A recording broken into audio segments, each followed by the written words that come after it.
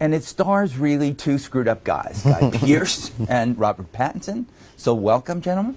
Thank you. Yeah. You got it in a nutshell. I really did, didn't it? It was just...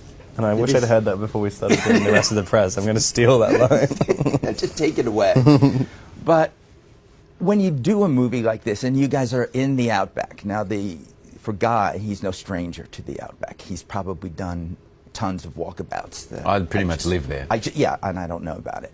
But you've cleaned up good, but you've spent a lot of time together making this movie out there in kind of nowhere. When did it happen that you both got really irritated with each other? About an hour ago. Really? That's good. No, I don't think we... Irritated? I don't think we did we? I mean... I never got irritated with you. No. Well, I was just constantly irritated by you. Yeah, I think normally the things you'd get irritated with another actor, you know, if you've got a very specific idea on how to play something and the other actor's not allowing you to do it. But I found with this, it was kind of... I had no idea what I was supposed to be doing before I turned up to work, so you can't really...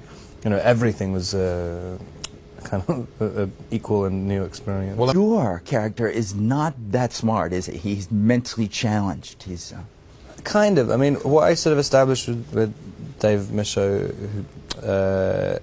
he was just someone who's everyone thinks is in some way challenged, but he's actually not. And so he's just been told he is the entire time. So when his relationship with Guy, it's like the only time he's really had any kind of autonomy in his thoughts. So it's kind of the mechanism of actually thinking is so rusty, or maybe hasn't ever even been used.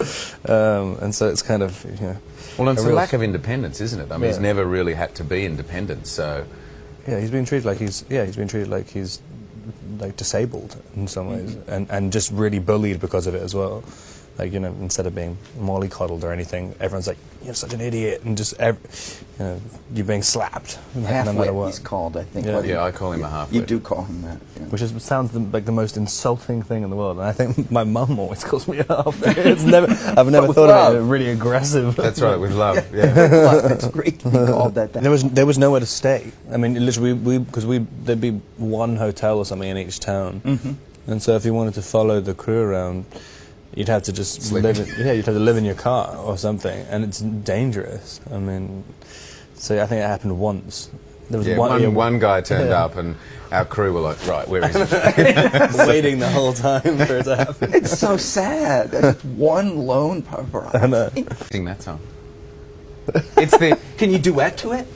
I don't know.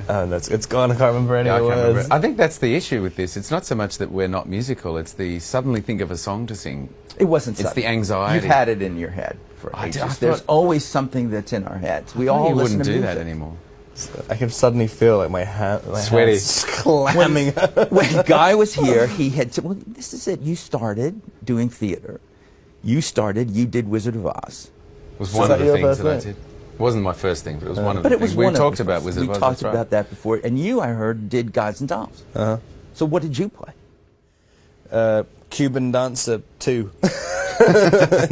Oh, during that particular moment where she's there. So you didn't move on in school to that next step? No, that was in my little amateur theatre company. And yeah, that was the first thing I ever did. I had to do a dance routine with a rose in my mouth. And yet, humming a snippet of a song is beyond him, even though he had a rose in his teeth. Well, he probably got to rehearse the rose in his teeth dancing. You mean in all that time in Australia, you two didn't take out a guitar and sing? No. We had some guitars there at 4 in the morning. 4 in the morning. Well, pretend it's 4 a.m. Can I bring the lights down? You know, to this. I'm not a pressure now. I know. I'm not good enough. Like literally, I'm too competitive. And like. But this segment of the show is never about being good enough. It's always being about not being able to hold back a little snippet of some kind of melody. Well, you know this is a love story, this movie, right? I know it. And he's the singer in the movie. So exactly, you're the singer in the movie. So if I sing, "This is our last goodbye." Oh, because you're good at doing. I can't. I hate to feel the love between us die. God, I can't remember that. I can't remember. But the reaction to it was really, priceless. really priceless. Yes, I've never seen anyone kind of crawl up into themselves and disappear on this show before. But now you have. It's a first. Thank you, Thanks. Rob. Thank you, God.